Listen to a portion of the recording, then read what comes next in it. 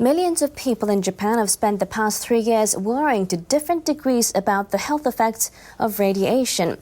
Their concern is particularly strong in Fukushima Prefecture, the location of the damaged nuclear plant. Residents there are still debating whether it's safe to live in certain areas. A grassroots organization has launched an online radiation map to help them make informed decisions. NHK World's Ryo Asami shows us how it works. A do-it-yourself workshop is underway in downtown Tokyo. People from around the capital are here to learn how to build their own radiation measuring device. I've never used a soldering iron, not even once. I wasn't very confident at first, but it's actually quite interesting. I'm proud to be part of the project. It's something that is it's important for everyone. The workshop is led by Peter Franken, a Dutch engineer who has been in Japan for more than 20 years. After the accident, Franken was struck by the lack of information about radiation. Giving people access to their own monitoring device would allow them to make informed decisions.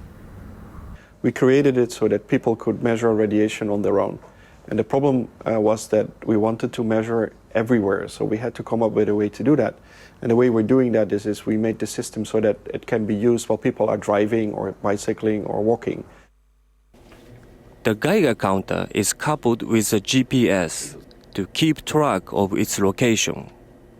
The system is funded by donors around the world, with technical support from engineers in and outside Japan.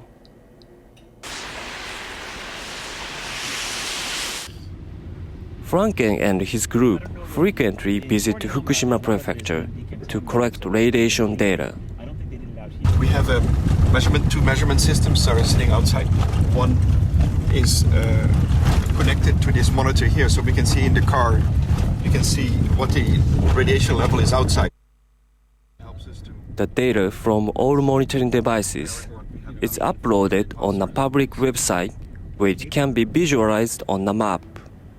A close-up view of the map reveals individual measurements. The monitoring devices are designed to take a spot reading every 5 seconds. That's one measurement every 5 to 10 meters for someone on foot.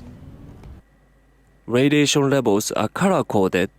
Blue indicates a low reading, while red and orange highlight the more contaminated areas. The highest readings appear in yellow. They overlap with the evacuated areas around the Fukushima Daiichi nuclear plant. The Japanese government spent much money installing the monitoring post in Fukushima Prefecture. This post collects samples continuously over 24 hours. You can see the information in real time on the government's website.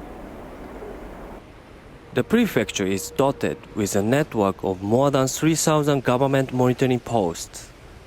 The static devices give a general idea of radiation levels, but they don't keep track of local variations between them. And for some residents, the system is not precise enough. Toshikazu Watanabe lives in Koriyama, about 55 kilometers from Fukushima Daiichi. After the accident, he was so worried about radiation, he considered evacuating the area. Koriyama is a large city.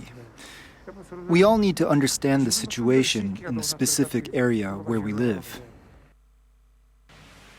When he learned about the project, Watanabe asked Franken to help measure radiation levels near his house. The readings were lower than what he expected, and he decided to stay.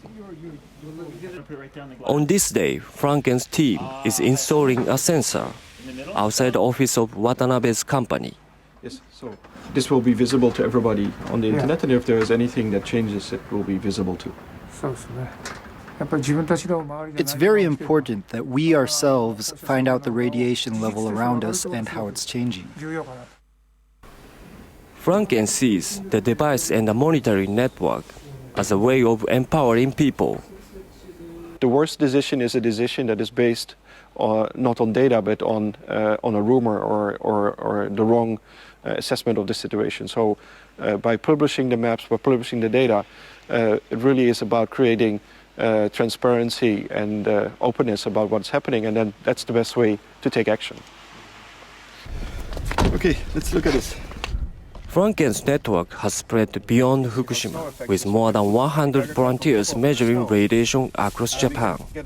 He hopes more people will join the monitoring effort to improve it even further. Ryo Asami, NHK World, Fukushima. Their network's radiation map can be accessed on the website at safecast.org.